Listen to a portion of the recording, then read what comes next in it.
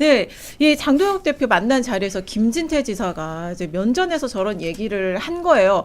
근데 이게 장동혁 대표도 그간에 갈 곳이 없었거든요. 그냥 오지 말아달라는 얘기가 물밑에서 되게 많았다고 해요. 근데 그래도 강원도니까 국민의힘한테 그래도 비빌 언덕은 TK 빼고는 강원도잖아요. 그래서 간 건데 김진태 지사가 결자 해지해라. 이런 얘기를 한 거예요. 이 결자 해지 뭔가요?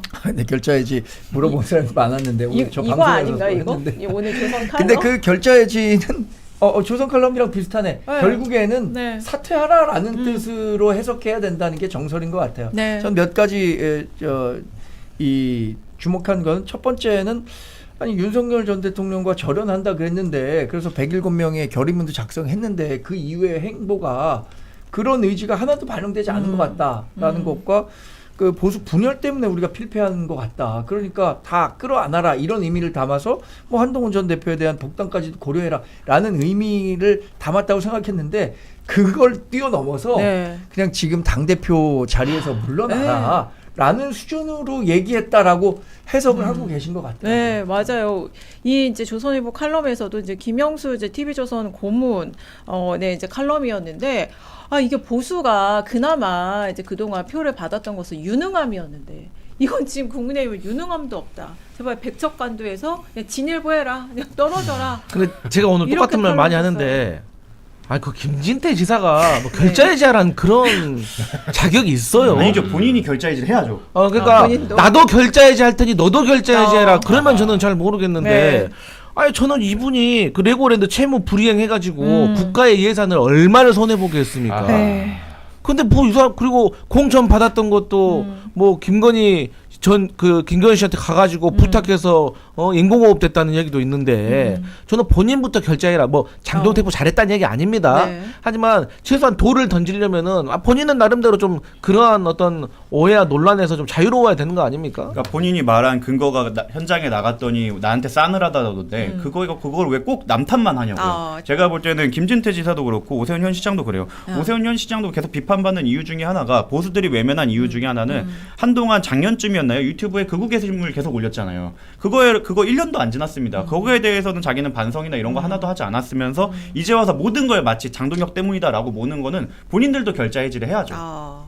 그 후보들 자신들도 좀 돌아봐야 된다. 장동혁 대표도 문제지만 그게 꼭 장동혁 대표만의 문제겠냐 이제 이런 얘기세요. 그러니까 이게 좀 두기 열린 것 같아요. 그러니까 이문열 옛날에 우리들의 일그러진 영웅. 네. 근데 그 왕이라고 또 이름이 기억이 안 나요. 엄석대. 이제 확 권력을 잃으니까 한 명씩 제가 그랬어요. 이게 한마디씩 이게 발언권이 생기는 거잖아요. 저는 제 1번 요소는 지지층 여론조사.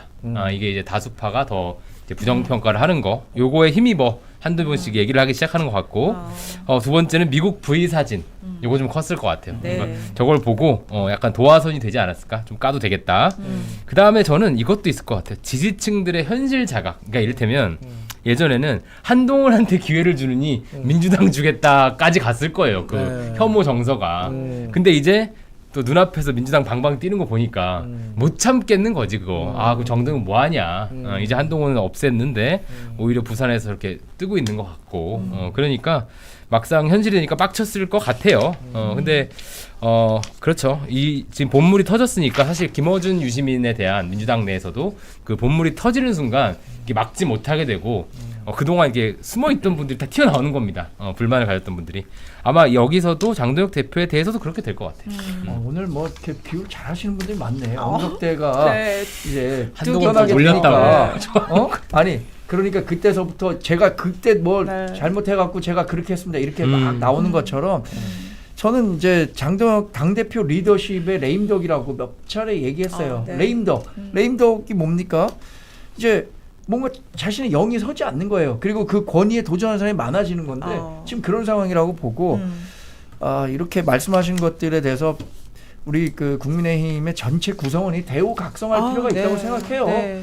그러면 장동혁 대표만 잘못했냐? 장동혁 대표가 잘못된 길로 갈 때 왜 그 길이 잘못됐다고 얘기하지 않았느냐라고 하는 비판도 저는 뭐 수긍이 가는 부분이 있어요. 아니 근데 그게 국민의힘의 가장 큰 문제인 것 같아요. 내부에서 그렇게 잘못됐다 비판을 하는 목소리도 있었는데 이제는 그래봤자 뭐하냐 이게 약간 무기력해진 거죠. 내부가 무력해진 거예요. 국민의힘 자체가. 그리고 이제 장동혁 대표 영이 안 선다 말씀하셨는데 영이 있었나 그런 생각도 좀 들어요. 근데 네. 사실 물론 장동혁 대표가 생각보다 더 못하고 있기는 하지만 잘할 거라고 생각했습니까? 그거 아니잖아요. 저는 나름대로 바지사장 세웠다고 생각을 해요. 국민의힘 사람들이 탄핵 이후에 우리가 뭘 해도 당분간은 안 될 거니까 차라리 장동혁 세워가지고 징검다리로 건너고 난 다음에 총선 때 전에 한번 총선 공천권 가진 지도부라든가 이걸로 내가 한번 잘해봐야지라고 생각을 하고 나는 중진들이 많이 방치했다고 생각하거든요. 근데 지금 보면 하다못해 이제 자기 당의 대표를 집 나간 늑구하고 비교까지 한단 말이에요. 그거 저희 민주당이 시작한 거 아닙니다. 국민의힘에서 만들어가고 막 표 돌리고 막 그랬고 네. 늑구에 대한 국민의힘에서 모욕입니다. 만든 건 아니죠. 예? 퍼스트 클래스가 와 국민의힘에서 만든 건 아니고 저는- 어디 인터넷에서 네. 나온 저는 밈이 어쨌든 돌아다닌다는 국민의힘 거죠. 사람에게 처음으로 받았습니다. 근데 이제 퍼스트 클래스 같은 경우도 이제 논란 나오잖아요. 그것도 국민의힘 구성원들이 막 지적하고 있어요. 근데 이제 당 대표실에서는 비즈니스 탔다 네. 이렇게 해명을 그러니까 했습니다. 그래서 저는 이제 그게 장동혁 대표도 이제 잘못하고 있긴 하지만 저는 그 꼴도 못 보겠어요. 자기들은 언제부터 잘했다고 자기들은 다 방관하고 있었으면서 이제 와서 자기들은 깨끗한 척 하는 거. 그리고 자기들 한동훈 전 대표 제명되고 그럴 때 누구 한 명 뭐 그러니까. 나섰습니까? 근데 이제 와서 뭐 한동훈이랑 같이 동남풍 만든다. 저는 부끄럽습니다, 진짜. 그러니까 이게 좀 진지하게 여기 계시기도 하니까 정광재 대변인이 그 국민의힘이라는 생태계가 완전히 무너졌다고 봅니다. 그러니까 이를테면 원래 모든 그 보수 정당들은 보수주의자들과 자유주의자들의 연합입니다. 기본적으로. 그런데 지금 자유주의자들이 다 튕겨 나갔거나 떠났어요. 뭐 이준석, 한동훈 네. 예전 남원정부터 해서 네. 이런 그 토양 아래서는 한동훈 대표가 좀 다시 가더라도 그 괜히 불필요한 힘든 싸움을 하게 된다는 거예요. 그래서 제가 늘 말씀드린 건 땅을 바꾸셔야 돼요.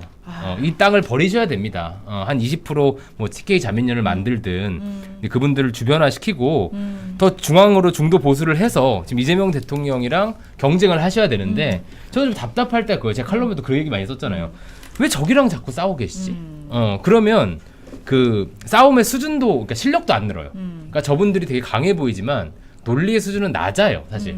토론하기 쉬운 상대들이거든. 근데 자꾸 거기랑 이제 싸우시는 걸 보고 괜히 시간 낭비, 좀 힘 뺀다 이런 생각이 들 때가 많더라고요. 저는 그거는 실기를 이미 한동훈 대표가 너무 많이 했다고 생각합니다. 그때 그 계엄 해제할 때 이후에 만약에 거기에 대한 명확한 선을 긋고 했다고 한다면 계속 그 노선을 유지했다고 한다면 한동훈 대표가 새로운 토양으로 옮겨갈 기회가 있었지만 그 한덕수를 만나갖고 한환 정권 뭐 헌법이나 어디에도 규정되지 않는 시도를 했던 것부터 시작해서 그 다음에 구구 쪽에다가 러브콜을 많이 보내셨거든요. 그게 이미 쌓여있기 때문에 이제는 다른 토양으로 가기에는 그게 과거의 행보가 발목을 잡을 거라 생각해서 어쩔 수 없이 새로운 진영으로 나아가기보다는 국민의힘에서 그 자중진학이 일어났을 때 한동훈 대표가 복귀하는 그림밖에 남아있지 않다고 생각합니다. 저는 너무 옛날 얘기라 뭐 한한 뭐 이런 거 있잖아요. 얼마 안 됐어요. 그거 저 헌법재판소에서 의례적인 그냥 당정 협의였다라고 했고 사실 그때 저도 뭐 당대표실에서 부실장으로 있었지만 그게 지금 민주당은 그걸 갖고 공격 좋은 소재로 생각하기 때문에 그렇게 된 거지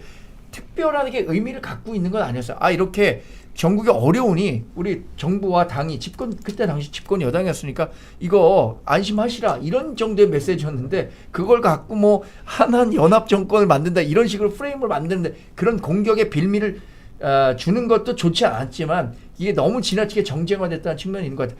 헌법재판소에서 뭐라고 했습니까? 그거에 대해서.